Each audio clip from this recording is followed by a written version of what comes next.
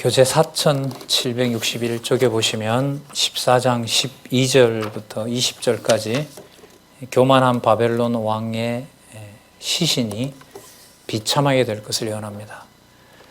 그러니까 나라가 망할 뿐만 아니라 아까도 나왔지만은 음부에 있는 영들까지도 이 바벨론의 그 멸망 이후에 지하 세계에도 놀랄 정도로 그렇게 바벨론이 망하고 그 시신도 비참하게 그렇게 버려질 것에 대해서 예언을 하고 있습니다.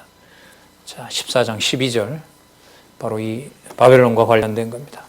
너 아침의 아들 계명성이요. 그러니까 계명성은 밝게 빛나는 거죠.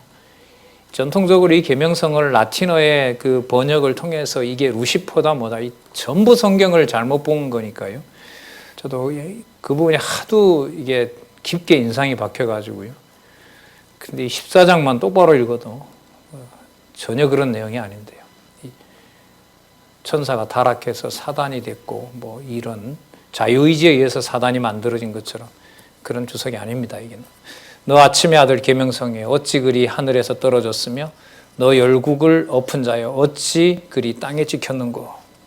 하나님께서 망고에 정하신 대로 되는 겁니다. 그게 또 성경에 나오고요. 13절에 하나님의 뭇별 위에 나의 보좌를 높이겠다. 그러니까 하나님보다 높아지고자 했다. 그래서 그 큰 우상을 만들어서 유대인들이 다 거기에 무릎 꿇게 하려고 하지 않습니까? 그 다니엘서에 보면 내가 북극 지폐 산 위에 자정하리라. 북극 지폐에 대해서 번역을 해놨죠. 모든 신들이 모여있는 높은 산 보다가 그 위에 자기가 앉아서 다 통치하겠다는 거죠.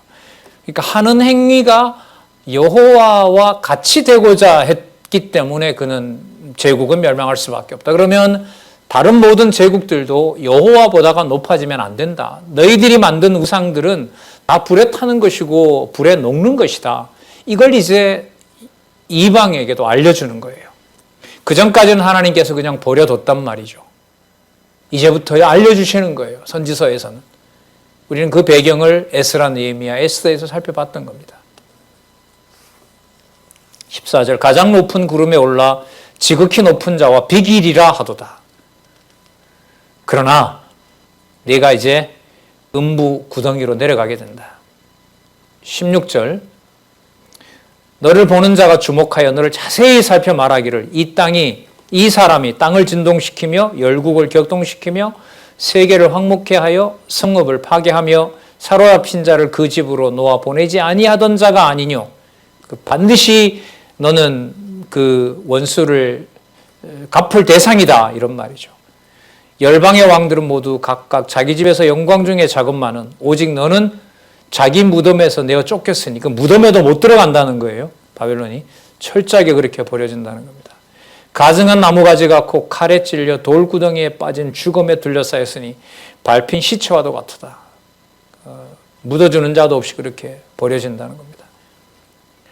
20절 바벨론 패망 원인이죠. 내가 자기 땅을 망케 하였고 자기 백성을 죽였으므로 그들과 일반으로 안장함을 얻지 못하나니 악을 행하는 자의 후손은 영영이 이름이 나지 아니하리라. 바로 바벨론 제국에 대해서 얘기를 하는 것이죠. 그래서 만군의 여호와께서 바벨론의 후손을 끊어버리고 멸망을 반드시 당하게 된다는 것을 또 한 번 확증해 줍니다. 여러분 그 14장에 나타난 바벨론의 그 멸망 상황에 대해서 유의하시기 바랍니다. 21절 너희는 그들의 열조의 제약을 인하여 그 자손 도륙하기를 예비하여 그들로 바벨론으로 일어나 땅을 취하여 세상의 성읍을 충만케 하지 못하게 하라. 자, 이제 또 결론을 이렇게 짓죠. 만군의 여호와께서 말씀하시되 내가 일어나 그들을 쳐서 그 이름과 남은 자와 아들과 후손을 바벨론에서 끊으리라. 정리를 잘 하고 있죠. 선명하게 하고 있습니다. 나 여호와의 말이니라. 또다시 한번 23절 내가 또 그것으로 고슴도치의 굴혈과 물웅덩이가 되게 하고 또 멸망의 비로 소재하리라. 그 시체를 다 그 무덤에도 묻히지 않게 그냥 싹 흩어버리고 그리고 고슴도치가 전부 그 자기 구덩이 속에서 그걸 전부 다 훼손하게 만들고, 그리고 멸망의 비를 가지고 싹 깨끗이 그냥 완전히 진멸시키고 소멸시켜 버리겠다라고 얘기합니다. 자, 그러면 그 증거가 뭐냐? 증거가 바로 뭐냐면 200년 후에 이루어질 이 증거가 뭐냐면 지금 너희들을 치러 온 아수르로부터 너희들을 보호해 주는 것이 증거가 된다. 그걸 어떻게 알 수 있습니까? 지금 아수르가 너희들을 치러 오지 않았느냐? 아수르가 너희들의 손을 대지 못하게 할 것이다. 비록 치러와 침공을 했지만 장차 나중에 바벨론이 너희를 침공한다 하더라도 바벨론이 조금 전에 얘기했던 것처럼 너희들로부터 결국 너희를 침략했기 때문에 망하게 될 것이다. 그 먼저 보여줄 증거가 바로 아수르가 이스라엘을 떠나게 된다는 것이 그 다음 내용입니다. 24절, 만군의 여호와께서 맹세하여 가라사대, 반드시 이루신다는 거죠. 자, 나의 생각한 듯이 반드시 되며 나의 경영한 것이 반드시 이루리라. 반드시 이루시겠다는 거죠. 작정하신 대로 내가 아수르 사람을 나의 땅에서 파하며 나의 산에서 발 아래 밟으리니 그때에 그의 멍에가 이스라엘에게서 떠나고 그의 짐이 그들의 어깨에서 벗어질 것이라. 26절, 이것이 온 세계를 향하여 정한 경영이며, 자, 온 세계에 정한 경영이라죠. 계속해서 이 말씀을 그 온 세계에다 선포하시잖아요. 유다와 예루살렘만 듣는 것이 아니라 그게 13장에서부터 23장까지 열방에 대한 진노의 중요한 의미라고 그랬죠. 여호와의 이름을 알리신다는 거. 자, 이것이 온 세계를 향하여 정한 경영이며 이것이 열방을 향하여 편손이라 하셨나니 만군의 여호와께서 경영하셨은즉, 이 경영이라는 말은 뭐냐면요, 계획하시고 계획한 바를 힘있게 이루실 때 그걸 경영한다라고 얘기를 합니다. 자, 계획한 바를 힘있게 이루실 때, 자, 그것이 바로 경영입니다. 만군의 여호와께서 경영하셨은즉 누가 능히 그것을 패하며 그 손을 펴셨은즉 누가 능히 그것을 돌이키랴. 자, 뿐만 아니라 15절부터 나오죠. 그것을 비웃던 15절, 여기 15장 모압 좀 더 나와. 블레셋 아직 14장에 나오네요. 그러니까 그 북쪽 이스라엘이 망할 때, 남쪽 유다가 공궁에 처할 때 그것을 비웃던 블레셋도 내가 멸망시킬 것이다. 자, 28절부터 32절, 블레셋의 멸망과 시온을 세우신 까닭에 대하여 예언합니다. 아수르가 망했다고 블레셋이 기뻐하거든요. 그 유대가 멸망할 때도 기뻐하고 또 아수르에게 벌벌 떨다가 아수르가 망했으니까도 기뻐하고 그런 자들, 그 블레셋을 기근으로 죽고 사륙을 당한다고 합니다. 29절, 블레셋 온 땅이여 너를 치던 막대기가 부러졌다고 기뻐하지 말라. 뱀의 뿌리에서는 독사가 나겠고 그 열매는 나는 불뱀이 되리라. 더 무서운 자들이 온다. 30절, 가난한 자의 장자는 먹겠고 그 다음에 빈핍한 자는 평안히 누우려니와. 이건 유다 백성에게 하는 말입니다. 그러니까 유다는 살아남지만 내가 너의 뿌리를 기근으로 죽일 것이요, 너는 바로 블레셋이겠죠. 남은 자는 살육을 당하게 된다. 31절에 보면 블레셋이 다 소멸됐다라고 얘기를 하고요. 연기가 북방에서 오는, 그러니까 그 블레셋을 멸망시킬 세력이 북방에서 온다고 얘기를 합니다. 그리고 오는 군대가 흐트러짐 없이 그 정확한 그 군대의 그 진영을 짜서 블레셋을 멸망시킨다고 합니다. 32절, 그 나라 사신들에게 어떻게 대답하겠느냐. 그날 야수를 말합니다. 여호와께서 시온을 세우셨으니, 하지만 이렇게 되겠죠. 블레셋을 반드시 망하게 해서 여호와께서 시온을 세우셨으니 그의 백성의 곤고한 자들이 그 안에서 피난을 하리라 할 것이라. 그러니까 아까 바벨론도 망하고 블레셋도 망하지만 유다 백성들은, 시온은 거기서 여호와께서 세우신다고 얘기합니다. 그리고 여러분 15장에서 16장에는 이제 모압 아몬 아시죠? 그 롯과 그 며느리 사이에서 태어난 이방 이스라엘 백성들이 출애굽할 때 요단강 동편에서 많이 괴롭히던 자들, 바로 그 모압과 암몬에 대한 경고가 나타납니다. 자, 15장에 보시면 15장 1절에서부터 6절, 모압의 멸망으로 슬퍼한다며 부르짖는 까닭을 예언합니다. 자, 15장 1절, 모압에 관한 경고라. 하룻밤에 모압의 수도죠. 알이 망하여 황폐할 것이고 하룻밤에 그 졸지에 망한다는 겁니다. 그걸 누가요? 아까 여호와께서 경영하셨은즉 어떤 일도 못 이룬다고 했었죠. 아까 14장 24, 26, 27 이거 한번 기억하시면서요. 그 다음 일들을 보기 바랍니다. 사건이 여러 가지로 진행이 됩니다마는 자 바벨론, 아수르, 블레셋, 모압, 다메섹, 애굽, 그 다음에 드로아, 시돈 쭉 연결되면서 모든 제국이 망하는데 그 모든 것이 14장 아까 24, 26, 27 모든 것을 만군의 여호와께서 경영하셨은즉 반드시 그 경영이 이룬다라고 얘기를 하고 있고 그들에게도 여호와의 이름을 알려주신다. 이게 바로 이어가는 그 핵심적인 내용이라고 그랬었죠. 자, 모압에 대한 내용 계속 한번 볼까요? 좀 중간중간에 보도록 하겠습니다. 그 여러 지명들이 나오는데요. 그 견고하다고 생각했던 모든 지명들이 전부 다 수치스러운 성이 된다는 겁니다. 침략을 당해서.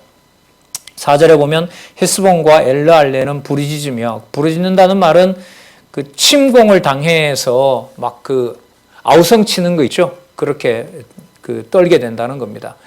5절에 보면 내 마음이 모압을 위하여 부르짖는도다. 그 귀인들은 소알과 에글랏 슬로시아. 자, 이 부분 번역 새로 해놨죠. 그 귀인들은 3년 된 암소인 소알. 번역이 완전히 달라졌습니다. 그 소알로 도망하여 울며 루힛 비탈길을 올라가며 그러니까 도피한다는 거죠. 도망가게 된다는 겁니다. 자기네들이 생각하기 좀 안전하다고 생각하는 땅으로 도망가게 된다. 그러니까 본래 살던 수도나 큰 도시들은 다 망하게 된다 이 말입니다. 올라가며 호로나임 길에서 패망을 부르짖으니 니무림 물이 마르고 풀이 시들었으며 연한 풀이 말라 청정한 것이 없게 된다는 겁니다. 자, 그러면서 귀인들도 도망한다고 합니다. 하지만 내가 재앙을 계속 내리겠다는 겁니다. 그리고 아까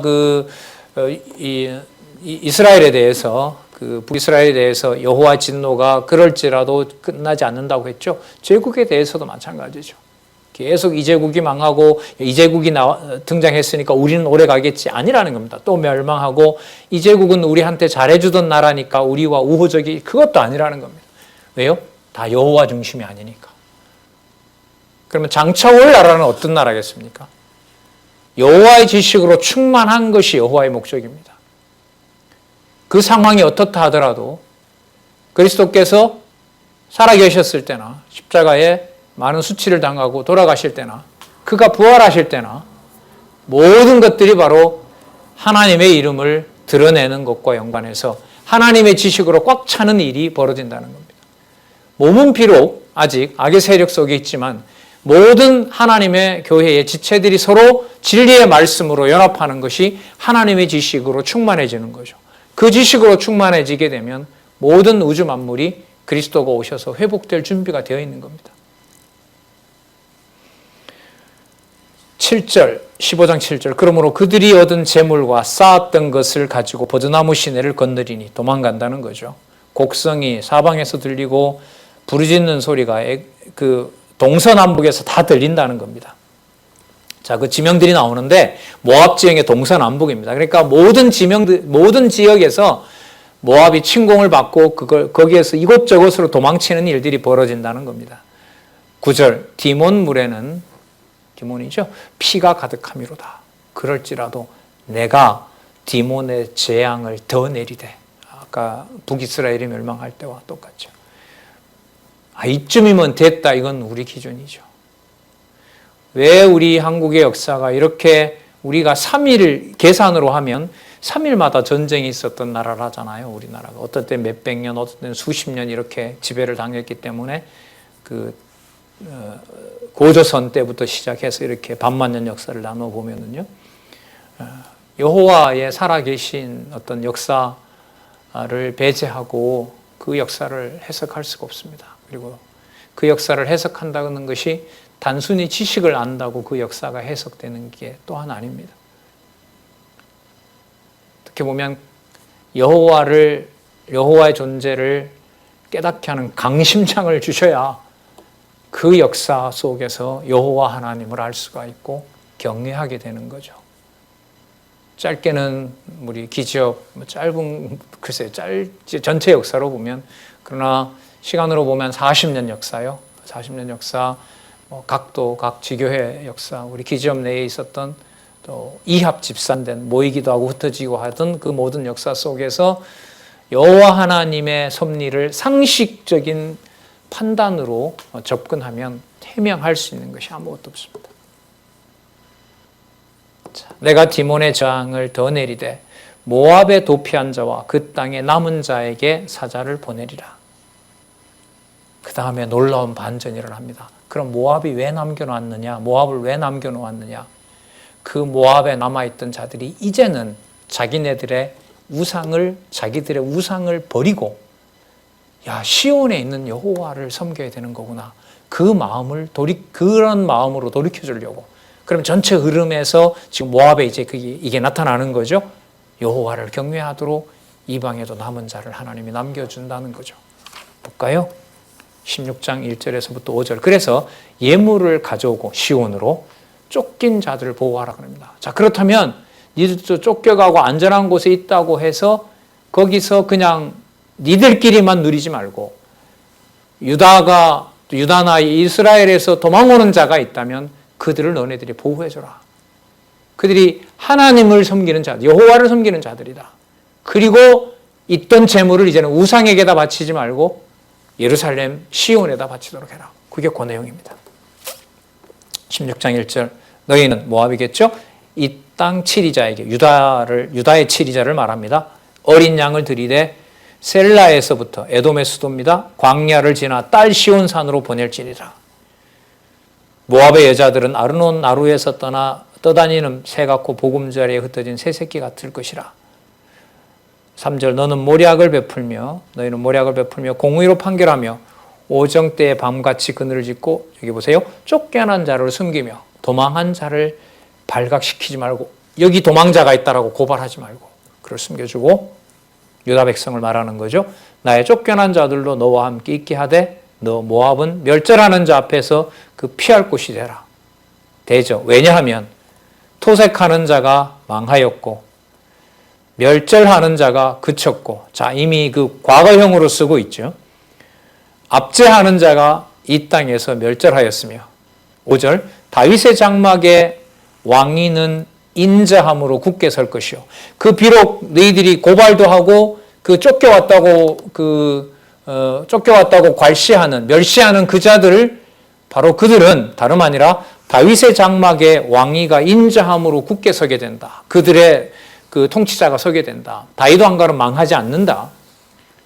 그러니까 그들을 숨겨줘라. 그리고 그들에게 음식을 주고 남아있는 음식을 가지고 예물을 가지고 시온으로 갈 준비를 하라.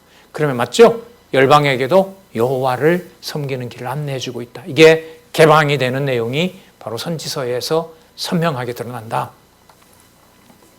자, 그 위에 앉을 자는 충실함으로 판결하며 공평을 구하며 의를 신속히 행하리라. 자, 그러나 모압이라는 나라 자체는 어떻게 됩니까? 망하게 된다는 거죠. 자, 그게 16장 6절에서부터 14절입니다. 우리가 모압의 교만을 들었나니 심히 교만하도다. 그의 거만하며 교만하며 분노함도 들었거니와 그 과장이 헛되도다. 자기들이 뭔가 잘한 것처럼 그렇게 허풍을 떠는 거죠.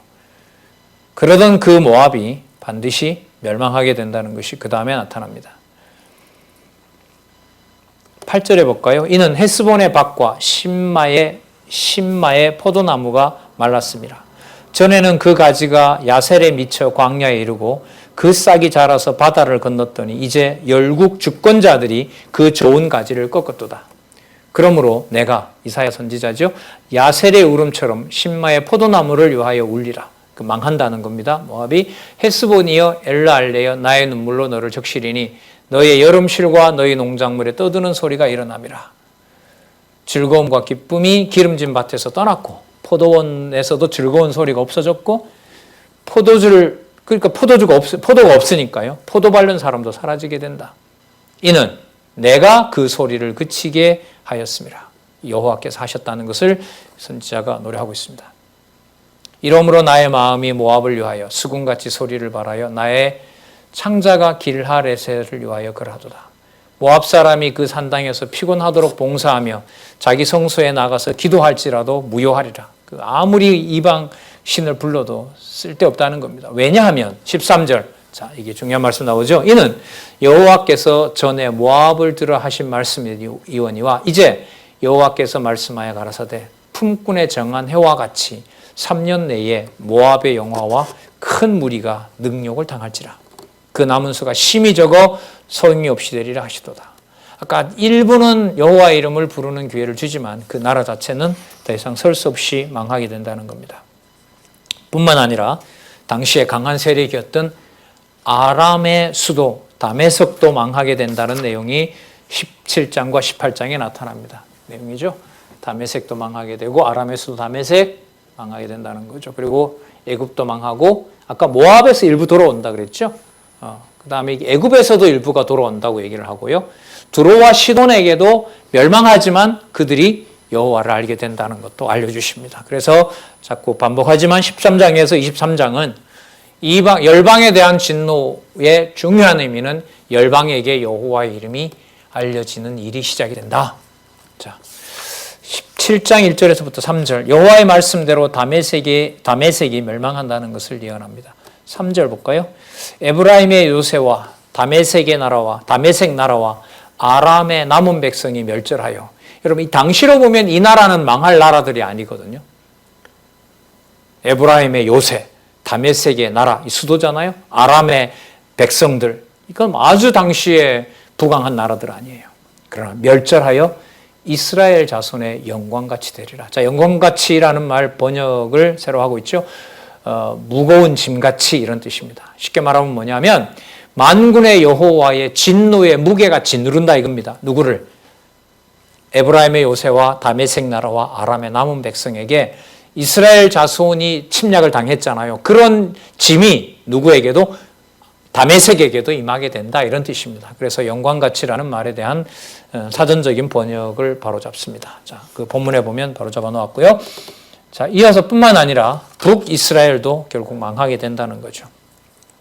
그러니까 이때 북이스라엘은 아람과 연합했던 그 북이스라엘의 세력들이 망하게 된다는 거죠. 17장 4절. 그날에 야곱의 영광이 쇠하고 그 살찐 몸이 파리하리니 마치 추수하는 자가 곡식을 거두어 가지고 그 손으로 이삭을 벤 것 같고 르바임 골짜기에서 이삭을 준 것 같으니라. 여러분 이삭을 주었다는 말은 남겨놨던 추수하면서 남겨놨던 것까지 다 가져가는 거잖아요. 그러니까 완전히 멸망한다는 얘기죠. 그런데 6절에 보시면은요. 북쪽 이스라엘을 완전히 멸망시키진 않아요. 거기에 서너 개가 남아있다고 얘기를 합니다. 그러나 오히려 죽을 것이 나무리니 감람나무를 흔들 때에 가장 높은 가지 꼭대기에 실과 2, 3개가 남음 같겠고 무성한 나무의 가장 먼 가지에 4, 5개가 남음 같으리라. 이스라엘 하나님 여호와의 말씀이라. 그날에 이런 처참한 상황이 됐을 때 사람이 자기를 지으신 자를 쳐다보겠으며 그 눈이 이스라엘의 거룩한 자를 바라보겠고 자기 손으로 만든 단을 쳐다보지 아니하며 자기 손가락으로 지은 아세라나 태양상, 우상이죠. 태양상을 바라보지 아니할 것이며, 자, 그날에 그 견고한 성읍들이, 북이스라엘의 견고한 성읍들이 옛적의 이스라엘 자손 앞에서 버림받은 수풀 속의 처소와 작은 산꼭대기 처소 같아서 황폐하게 된다. 왜 그렇게 황폐하게 됐느냐? 그러니까 꼭 그 이유를 알려주시죠. 그 이유는 바로 이스라엘 백성뿐만 아니라 그 열방에게도 알려줘요. 거기에 여호와의 이름을 알려준다는 게 매우 중요하죠. 그래서 지금 이방인인 우리, 혈육으로 보면 이방인은 우리에게 여호와의 지식으로 충만한 일이 가능하도록 되어 있는 이 어마어마한 진짜 지혜의 시대, 지혜의 보고가 충만한 시대에 여러분들과 저희들이 살도록 하신 거죠. 안 만나면 못할 줄 알았는데 다른 방도로 다 준비해 놓으시고 어떤 경우에도 굶주리지 않는, 많아도 너무 많은 바로 그러한 풍요로움 속에서 여러분 우리는 지금부터 2700여 년 전에 열방에게 약속했던 그 약속을 지금도 돌아오지 않는, 못하게 하고 아직도 이방의 때에 하나님의 교회를 천국을 맛보게 하는 그 진짜 복 중에 복인 그런 시대에 여러분들과 제가 이렇게 살고 있습니다. 진짜 이게 웬일입니까? 진짜 웬 말이고, 진짜 어느 그 선배의 말씀처럼 진짜 자다가 일어나도 눈물이 흐르는, 어찌하여 이런 일이 나한테 이렇게 우리 시대에 드러났을까? 이렇게 선명한 하나님의 진리를 틀기만 하면 어떻게 이렇게 들을 수가 있을까? 그렇게 말씀하시는 선배를 들었거든요. 자다가 일어나도 놀라겠대요. 어떻게 이렇게 나한테 이런 말씀을 하시더라고요. 그러므로 자 10절 이는 내가 자기 구원의 하나님을 잊어버리며 자기 능력의 반석을 마음에 두지 않는 까닭이라. 그 유대를 이스라엘을 버린 거잖아요. 그러므로 내가 기뻐하는 식물을 심으며 이방의 가지도 이종하고 내가 심는 날에 울타리도 두르고 아침에 너희 씨로 잘 발육하도록 하였으나 여호와를 섬기지 않았잖아요.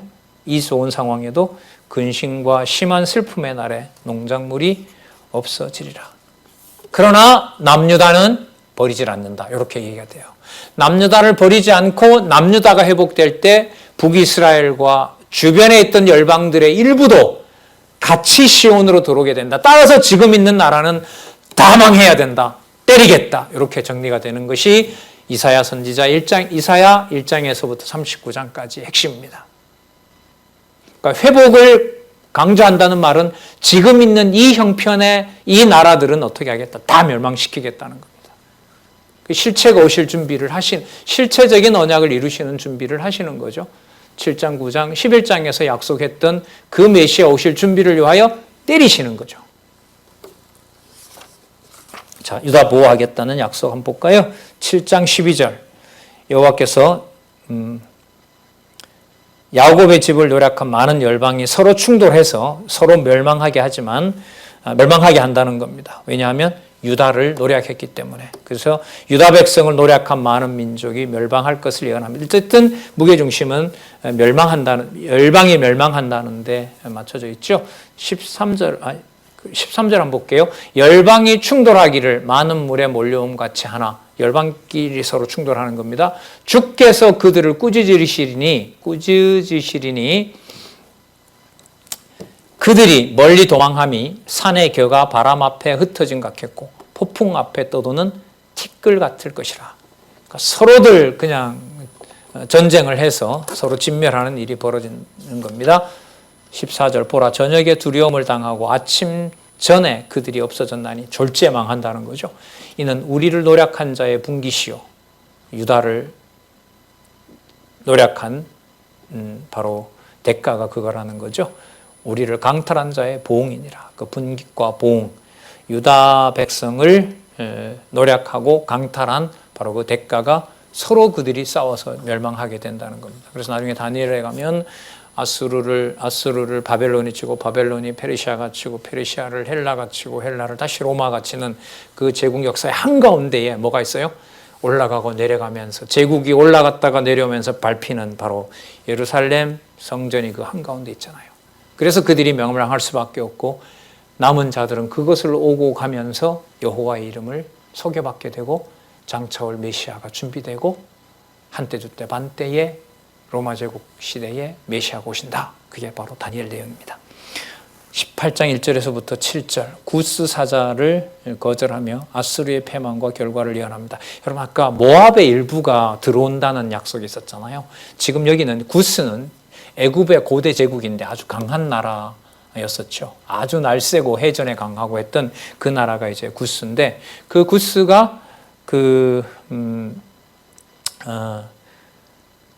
유다를 도우려고 옵니다. 근데 유다를 도우려고 왔다가 유다를 치고 들어오는 아수르가 망하는 걸 봐요. 이 구스가 이 내용에. 그런데 그 구스가 그 아수르가 망하는 것을 누가 망하게 했느냐? 여호와가 그렇게 했다는 걸 깨닫게 돼요. 그래서 자기네들이 빨리 사신을 보내서 야 구원병을 유다로 보내지 말고 빨리 돌아가서 우리 제국에 있던 예물을 준비해서 다시 시온으로 와라. 시온에 와서 우리가 누구를? 여호와를 섬기자 이런다는 거예요. 그 내용이에요. 아까 모압도 그런 일이 일부 벌어졌었죠. 구스가 바로 또 거기에 참여하게 되는 거예요. 단순 이방의 구원 문제 당연하죠. 이런 약속이 되어 있으니까. 그 이상으로 온 세계 제국이 메시아 오실 준비로 여호와의 사역으로 여호와의 열심으로 준비되고 있다는 사실을 큰 틀에서 한번 보시면서 생각해 보시면서 본문 좀 살펴볼게요. 18장 1절 슬프다. 구스의 강 건너편 나일강이죠. 날개치는 소리 나는 땅이요. 구스 땅입니다. 갈대 배를 물에 띄우고 그 사자를 수로로 보내며 다시 돌려보내라는 거예요. 그러니까 예루살렘에 보내던 사자를 다시 돌려보내라는 거예요. 왜냐하면 아수르가 망했으니까. 그런데 그 아수르를 망한 힘이 어디에서 나왔느냐? 여호와한테서 나왔다. 그러니까 다시 돌아가서 예물을 싣고 다시 와라. 그래서 여호와를 섬겨야 된다 우리가. 이렇게 된다는 거예요. 구스가. 참 놀라운 기록들이죠. 이걸 어떻게 이런 부분을 글쎄요. 세계의 역사책에서 찾으면 찾을 수 있을까요? 참. 갈대배 읽었고요. 수로로 보내며 이르기를 너희 경첩한 사자들아 너희는 강들이 흘러 나누인 나라로 구스죠. 그리로 돌아가되 장대하고 준수한 백성공 시초부터 두려움이 되며 강성하여 대접을 받는 백성에게로 가라. 그 너 나라로 다시 돌아가라는 거죠.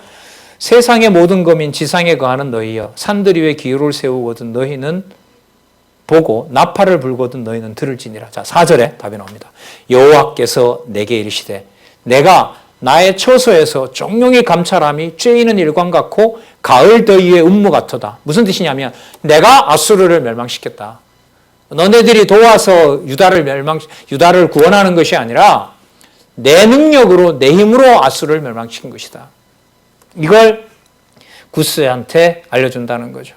5절 추수하기 전에 꽃이 떨어지고 포도가 맺혀 익어갈 때 내가 낫으로 그 연한 가지를 베며 퍼진 가지를 내가 찍어버리겠다. 여호와께서 하셨다는 거죠. 7절 가서 보겠습니다. 그래서 아수르를 멸망시켰고 그때에 강들이 흘러나누인 나라의 장대하고 준수하며 시초부터 두려움이 되며 강성하여 대적을 밟는 백성에게 이 사람들이 바로 구스 백성이에요. 당시에 용맹한 자들. 자, 백성에게서 만군의 여호와께 드릴 예물을 가지고 돌아가라 그랬잖아요. 돌아가서 그 예루살렘을 도울 준비를 하지 말고 유다를 도울 준비를 하지 말고 가서 예물을 빨리 챙겨와라.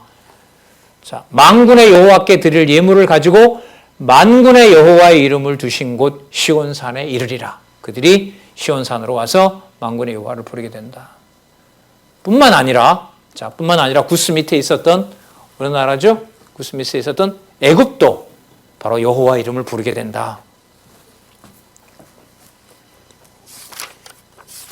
자, 19장부터 20장까지 애굽에 대한 경고가 나옵니다. 참 흥미로운 부분 나옵니다. 여러분 잘 보세요. 아까 모압, 구스, 애굽 이렇게요. 자, 여호와께서 애굽이 내전으로 망하게 된다고 얘기합니다. 내전으로 망하게 되는 걸 보면서 이들이 누구를 찾게 되느냐? 바로 여호와를 부르게 된다는 겁니다. 그러니까 이제까지 대적으로 썼던 나라들을 다 멸망시키지만 그 가운데 누가 남아있어요? 남겨주세요. 여호와의 이름을 부를 자를 남겨두는 겁니다. 그러니까 세상 나라 속에 속하잖아요. 대한민국도. 그 나라 속에 속해 있지만 성령께서 오셔서 주 예수 그리스도께서 교회가 머리 되시는 이 하나님 나라에서는 그 나라 자체는 영원한 나라는 없어요. 그러나 그 나라 속에 세속 나라 속에 영원한 하나님 나라를 찬양할 백성을 하나님께서 남겨놓는 거죠. 규모로 보면 세상 나라가 커 보이지만 중요함으로 보면 지극히 크신 일을 하는 하나님의 바로 그 역사 섭리로 보면 하나님의 교회가 바로 세상 나라 위에서 세상 나라를 관리하고 있는 거죠. 주 예수 그리스도가 머리 되셔서. 이게 바로 여러분 세계 역사의 큰 구도입니다. 이걸 지금 상세하게 지금 이사야 13장에서부터 23장까지 열방에 대한 진노에서 살펴볼 수가 있고 지금 명시하고 있습니다. 참 흥미로운 내용이라고 저는 생각합니다. 19장 1절 애굽에 관한 경고라 보라 여호와께서 빠른 구름을 타고 애굽에 임하시니 시리니 애굽의 우상들이 다 그 앞에서 떨겠고 애굽인의 마음이 그 속에서 녹으리로다. 2절 그가 여호와께서죠. 애굽인을 격동하사 애굽인을 치게 한다. 내란 일어나게 된다는 거죠. 야, 저 나라 어떻게 저렇게 형제 난이 일어났을까? 여호와께서. 그들이 각각 각기 형제를 치며 각기 이웃을 칠 것이며 성읍이 성읍을 치며 나라가 나라를 칠 것이며 애굽인의 정신이 그 속에서 쇠약할 것이라. 그 도모는 그의 파하신 나라가 되리니 그들이 우상과 마술사와 신접한 자와 여술객에게 물이라. 여러분, 이 사람들이 정신적인 지도자들 아닙니까? 그들의 머리를 전부 우매하게 만들어 버린다는 거죠. 그러니까 교육이 정상적으로 되지 않으면 그 나라는 망하잖아요. 망하잖아요. 우리 과거 역사에 보면 과거 세계 역사에서 가장 넓은 땅덩어리를 차지했던 제국이 바로 몽골 제국이거든요. 몽골. 그런데 역사가들이 왜 졸지에 망해버리고 지금은 흔적도 없느냐라고 하는데, 그러면서 이유가 뭐냐면 교육이 없었거든요. 자기네들의 독자적인 문자가 없었고, 독자적인 여러분 문화가 없었고, 역사가 없었고, 그러다 보니 가르칠 것이 없고, 그러다 보니 무력으로 말만 잘 관리해서 세계를 다 지배했었지만 그 존속할 수 없었다. 이게 세상 나라들의 학자들의 평가거든요. 뭐 일면적으로는 타당한 면이 있겠죠. 그러나 본질적으로는 가르칠 수 있는 지혜의 근본이 되는 여호와에 대한 지식이 없으므로 다 망하게 되는 거죠. 그러면서 한국교회는 참 아슬아슬하죠. 문 열고 나가면 보이는 곳이 하나님의 말씀을 들을 수 있는 교회지만 그 하나님의 교회에 많은 수가 성경을 하나님의 말씀으로 가르치고 여호와 살아계신 증거를 확보하는데 열심을 내는 교회는 그리 많지 않으니까요. 4절, 그가 여호와께서 애굽인을 잔인한 군주의 손에 붙이리니, 결국 나중에 구테타가 일어나죠. 거기서 잔인한 군주가 다 평정하는 과정에 이제 엄청난 또 피를 흘리게 되잖아요. 포악한 왕이 그들을 치리라. 이게 누구의 말이냐? 주 만군의 여호와의 말씀이니라. 역사적으로 다 이루어지죠. 그 주석에 다 나와 있습니다. 자, 그리고 경제적인 기반도 흔들립니다. 왜요? 한재를 보내서. 나일강 삼갑주라고 들어보셨죠? 그 풍부한 곡식, 1년 산모작인가요? 그렇게 부유한 나라, 그 나라가 바로 한재로 결국 어려움을 겪게 된다는 겁니다. 6절에 보면 강에서 악취가 나고 애굽 시냇물이 줄어들고, 그 다음에 갈대가 시들고, 그 달과 같이가 아니라 갈대가 시든다 이 말이죠. 나일 가까운 언덕의 초장들이 다 말라버리고 황폐하게 되는 거죠. 어부들은 단식하고, 낚시를 하는 자들은 슬퍼하고, 그물을 치는 자는 피곤하고 고기가 나질 않으니까요.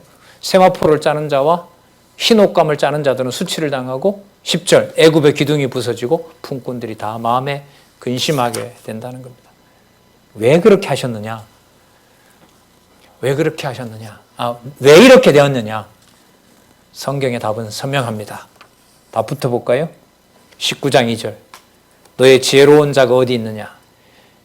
그들이 만군의 여호와께서 애굽에 대하여 정하신 뜻을 알 것이요. 누가 하셨다는 거죠? 만군의 여호와께서 애굽에 정해놓은 뜻이라는 겁니다. 여러분 14절을 한번 보시기 바랍니다. 이게 여러분 역사를 섭리하시고 메시아 오실 준비, 7장, 9장, 11장에서 약속했던 메시아를 준비하는 과정에 하나님의 무서운 진노가 때리심으로 이방에도 임하는 내용입니다. 14절, 여호와께서 그 가운데 사특한 마음을 섞으셨으므로 그들이 애굽으로 매사에 잘못 가게 함이 취한 자가 토하면서 비틀거림 같게 하였나니 애굽에서 머리나 꼬리나 종려나무 가지나 갈대나 아무 할 일이 없으리라. 14절, 사특한 마음을 섞으셨기 때문에 나라가 바로 설 수가 없었던 겁니다. 그런 면에서 소원은 생기죠. 하나님께서 세상 나라를 어렵게 해서 하나님의 백성을 때로는 공경 가운데 처하게도 하시는 거죠. 하나님의 진리의 말씀이 여러 방식으로 전해지지만 전쟁을 통해서도, 굶주림을 통해서도 사람들의 어떤 원하는 바가 아닌 어떤 지금과 같은 이런 질병으로 그렇게 여호와의 말씀이 알려지기도 하지만, 또 다른 방식으로 평온한 가운데서 이른바 세상 나라들의 이른바 선진국이라는 그런 방식으로도 여호와 이름이 드러나죠. 그러나 풍요로움으로 간 국가들은 결국 유럽 국가 보셨던 것처럼 여호와를 더 이상 믿을 수가 없게 만드는 무서운 진노가 일어난 거죠. 그걸 여러분 남유다와 북이스라엘에 대해서는 머리부터 발끝까지 어느 한 구석이라도 하나님 여호와의 백성에 부합한 것이 없다고 정죄하시는 거죠. 다 나라들이 잘 되고 있다고 생각했지만 하나님의 진노가 임하는 것이라는 걸 선지자들을 보내셔서 말씀해 주신 겁니다. 그럼 우리가 이 시대에 하나님의 복과 저주 중에 그 복의 핵심이 무엇이고 저주의 무서움이 무엇인지를 하나님의 말씀을 떠나서는 설명을 할 수가 없는 겁니다. 그렇기 때문에 배울 만큼 배웠기 때문에 이제는 우리가 뭔가를 잘해야 되고 우리가 안 했기 때문에 이런 일들이 자꾸 벌어진다. 글쎄요, 저는 그 명제를 수용할 수는 없습니다. 문제는 여호와 하나님께서 살아계신 증거이고 누구누구를 탓하는 문제가 아닌 바로 하나님께서 그렇게 하신다는 그 주권과 그 교회의 머리 되신 예수 그리스도의 그 주권과 능력과 또 은혜와 그 부분을 계시하는 데 목적이 있는 것이지 뭔가 이렇게 됐으니까 이 부분부터는 우리가 잘 관리하면 될 것이다 라는 그런 부분으로 갈 수는 없다고 봅니다. 지금 제국들이 이렇게 망해가는 역사에서 어떤 모델을 택하면 될까요? 이건 말이 안 되는 거예요. 어떤 모델을 누가 택합니까? 우리가 택할 수 있게 해놨습니까? 지금 여기?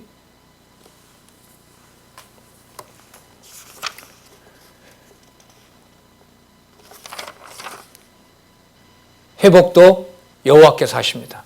다 끝장이 난 애굽이지만 그 애굽이 여호와의 이름을 부르게도 하시는 분이 여호와이십니다. 자, 19장 16절 보겠습니다. 그날에 애굽이 일단 진노를 당한 모습을 얘기를 하고 그 가운데 5 성읍을 남겨둔다 그럽니다. 17절 19장 유다의 땅은 애굽의 두려움이 되리니 이는 만군의 여호와께서 애굽에 대하여 정하신 모략을 인함이라. 그 소문을 듣는 자마다 떨리리라. 그날에 애굽 땅에 가나안 방언을 말하며 애굽 땅에 가나안 방언을 말한다는 말은 소통이 된다는 겁니다. 누구와? 유다와. 소통이 된다는 말은 누가 전해줄 수 있다는 길이 열어놓는 거죠. 여호와에 대한 지식을 줄 수 있는 길이 열린다는 거예요. 만군의 여호와를 가리켜 맹세하는 5 성읍이 있을 것이며 그 중 하나를 장망성이라 칭하리라.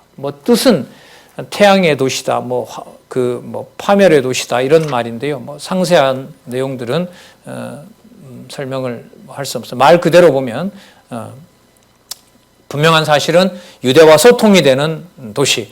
그러니까 나라로 보면 망했지만 누구를 찾을 수 있는 도시. 그렇죠. 여호와를 찾을 수 있는 도시입니다. 여러분 19장 19절서부터 22절에 아까 여러분 모압에 대해서 약속했던 것보다가 더 선명하게 더 큰 자비와 은총이 애굽이라는 이 이방 땅에 쏟아집니다. 아주 놀라운 단락인데요. 한번 체크하실 필요가 있어요. 이게 나중에 66장에 가서 이방이 돌아왔는데 이방이 시온으로 오는데 이방 백성 중에서도 대제사장을 삼는다라는 내용하고도 관계가 된다고 봐요. 자, 19절 회복하는 날이겠죠. 그날에 애굽의 땅 중앙에는 잘 보세요. 애굽의 땅 중앙에는 여호와를 인하여 제단이 있겠고 여호와라는 말이 몇 번 나오나 한번 체크해 보세요. 그 변경에는 여호와를 위하여 기둥이 있을 것이요 이것이 애굽 땅에서 만군의 여호와를 위하여 표적과 증거가 되리니 이는 그들이 그 압박하는 자의 연고로 자기네들을 그 아까 내분 일어나고 독재자가 왔다 그랬죠. 그 연고로 여호와께 부르짖겠고 여호와께서는 한 구원자 보호자를 보내사 그들을 건지실 것입니다. 여호와를 전해주는 자가 아까 가나안 언어로 소통이 된다 그랬잖아요. 그 여호와를 소개시켜 준다는 겁니다. 21절 여호와께서 자기를 애굽에 알게 하시리니 중요하죠. 여호와께서 자기를 애굽에 알게 하시리니 그날에 애굽인이 여호와를 알고 제물과 예물을 여호와께 드리고 경배할 것이요 여호와께 소원하고 그대로 행하리라. 소원할 마음도 주고 그 소원을 여호와께서 받아주신대요. 맹세도 하도록 해주고 22절 여호와께서 애굽을 치실 것이라도 치시고는 고치실 것인고로 그들이 여호와께로 돌아올 것이라. 여호와께서 그 간구함을 들으시고 그를 고쳐주시리라. 놀랍죠. 아까 모압보다가 더 그 분명한 약속을 애굽에 해주고 있습니다. 눈여겨보시고요. 나아가 이제 아수르를 합류시켜서 아수르에게도 여호와를 알리고 이스라엘에게도 알리고 만국의 백성들을 내 백성으로 삼을 준비를 하셨다는 걸 그 다음에 확인해 줍니다. 보세요. 23절. 그날에 애굽에서 아수르로 통하는 대로가 있어요. 여러분, 애굽은 남쪽이잖아요. 아수르는 북쪽입니다. 그러니까 팔레스타인 땅도 남쪽에서부터 북쪽까지 도로가 뚫어지는 거예요. 그리고 거기로 가는 자들이 여호와를 부르게 되는 거예요. 왜 그 중간에 뭐가 있어요? 시온 성이 있기 때문에요. 거기에 예루살렘 성이 있기 때문에. 그날에 애굽에서 아수르로 통하는 대로가 있어 아수르 사람은 애굽으로 가겠고 애굽 사람은 아수르로 갈 것이며 애굽 사람이 아수르 사람과 함께 경배하리라. 여호와겠죠. 물론 24절. 그날에 이스라엘이 애굽과 아수르로 더불어 셋이 세계 중에 복이 되리니 25절. 이는 만군의 여호와께서 복을 주어 가라사대 나의 백성 애굽이여 내 손으로 지은 아수르여 나의 분깃 나의 산업 이스라엘이여 너희들에게 복이 있을지어다. 여러분, 열방에 대한 진노라 그랬는데 열방을 진노하는 이유는 분명합니다. 왜요? 유다를 멸망시켰기, 유다를 괴롭혔기 때문에, 유다 백성들을 못살게 굴었기 때문에. 그러나 그 열방에 대한 진노의 결과는 그 가운데 그 열방의 땅에서도 여호와 이름을 부르고 유다가 회복될 때 같이 유다의 예루살렘에 돌아오게 된다는 겁니다. 이게 그리스도 오시기 전에 일어난 여러분 세계 역사입니다.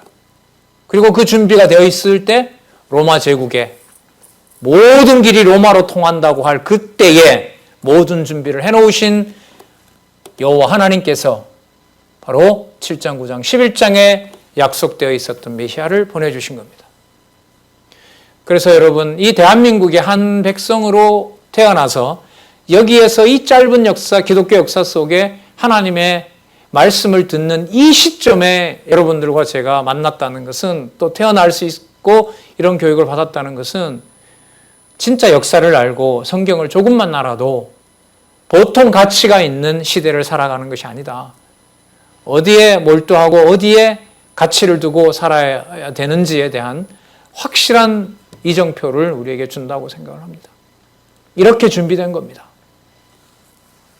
그리스도가 이 사실을 바탕으로 또 많은 사도들이 이 사실을 바로 신약에서도 기록하고 있습니다. 이걸 잘 기억하시고 반복하시고 이 바탕 위에서 나중에 예수에 의한 성취 또 교회와 직접 관련된 사도행전 1장 12절부터 계시록까지 하나님의 교회를 어떻게 설립하셔서 승리까지 이끌어 가시는지 그 단단한 베이스 보면 볼수록 더 확증되는 그런 바탕을 여러분들과 제가 마련을 했으면 좋겠습니다. 놀랍죠?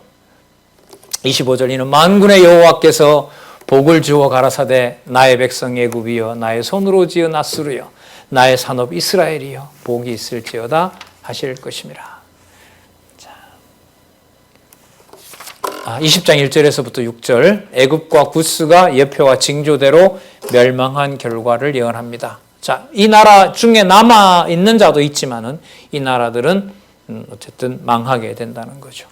자, 이미 이것은요 내용이 북이스라엘이 망한 이후를 말합니다. 아수르 왕 사르곤이 군대 장관을 아스돗에 보낼 때는 이미 북쪽 이스라엘은 망해버린 다음입니다. 그러니까 북쪽 이스라엘이 망했기 때문에 회복 시간이 다가오고 회복될 때 구스와 모압과 아까 아수르와 애굽이 회복된다는 거였죠.